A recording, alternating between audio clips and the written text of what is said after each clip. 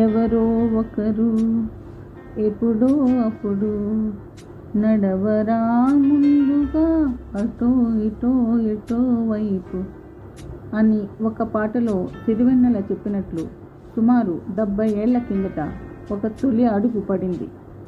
అమెరికాలోని అలబామా రాష్ట్ర మౌంట్ గోమెరీలో ఒక సాయంత్రం పగలంతా పనులు చేసి అలసిపోయిన నల్లజాతి మహిళలు, పురుషులు బస్ రాగానే ఎక్కేశారు. ప్రయాణికుల్లో 75% నల్లజాతి వారే అయినప్పటికీ సీట్లు సగం తెల్లవారికి కేటాయించేవారు. అవి చాలకపోతే మిగిలిన సీట్లు వాళ్ళకి ఇవ్వాల్సిందే. ఆ రోజు కూడా వారి కోసం నల్లజాతీయులను సీట్లు ఖాళీ చేయమని డ్రైవర్ ఆదేశించాడు. చాలామంది చేశారు. తరతరాలుగా వివక్షను ఎదుర్కొంటున్న వాళ్ళకది అలవాటే. రోజా పార్క్స్ అనే మహిళ మాత్రం లేవదలుచుకోలేదు. అప్పటికే వర్ణ వివక్షను భరించి విసిగిపోయిన ఆమె మనసు తెగించడానికి సిద్ధపడింది. ఆ నిరాకరణను బస్ డ్రైవర్ తట్టుకోలేకపోయాడు. పోలీసులను పిలిచి ఆమెను అరెస్ట్ చేయించాడు.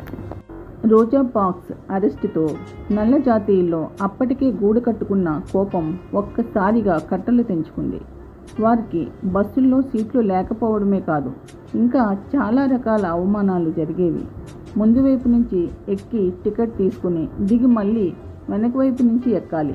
అలా ఎక్కేలోపే చాలాసార్లు బస్సు వెళ్ళిపోయేది. ఇలాంటి అన్యాయాలన్నీ భరించి ఉన్నారేమో. ఈ సంఘటనతో బస్సులను బహిష్కరించాలని వారంతా నిర్ణయించారు. సైకిళ్ళు బయటికి తీశారు. సైకిల్ కూడా లేనివారు కాళ్లకు పని చెప్పారు. తొలి నాళ్లలో ఈ బాయ్కాట్ను అందరూ తక్కువ అంచనా వేశారు. అదెంతో కాలం సాగదనుకున్నారు. కానీ వేల మంది నల్ల జాతీయులు ఎండ, వాన, చలి దేన్ని లెక్క చేయకుండా ఎంత దూరమైన సైకిళ్లపైన వెళ్ళేవారు. నా కాళ్ళు అలసిపోయాయి, సైకిల్ తొక్కలేకపోతున్నాను, కానీ పర్వాలేదు, అప్పుడు నా మనసు ఎంతో హాయిగా స్వేచ్ఛగా ఉంది అన్న ఓ వృద్ధురాలు మాటలు ఉద్యమ స్ఫూర్తికి నిదర్శనం.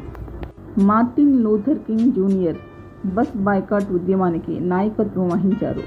వారి వెనుక తమ కష్టాన్ని, సమయాన్ని త్యాగం చేసి వేలాది సామాన్య ప్రజలు నిలబడ్డారు. శాంతియుత నిరసనల్లో పాల్గొన్నారు. వారి ఐకమత్యం, సంఘటిత శక్తి, వివక్షను ప్రశ్నిస్తూ నిలిచిన తీరు ప్రపంచమంతా అటువైపు చూసేలా చేసింది.